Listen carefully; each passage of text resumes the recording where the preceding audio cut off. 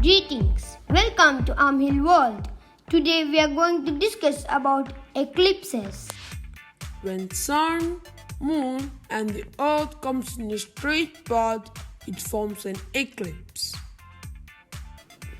We have studied that the moon revolves around the earth. Sometimes on this process the moon gets between the sun and the earth. So the sun will not or partially be visible. A solar eclipse lasts from 1 second to 7 hours. If the sun isn't completely visible, it is total solar eclipse.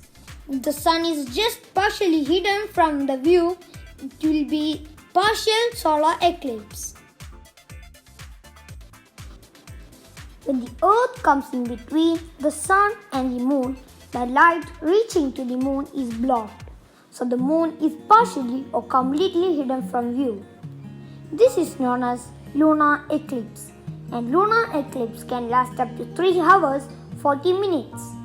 If the moon is not at all visible, it's known as total lunar eclipse.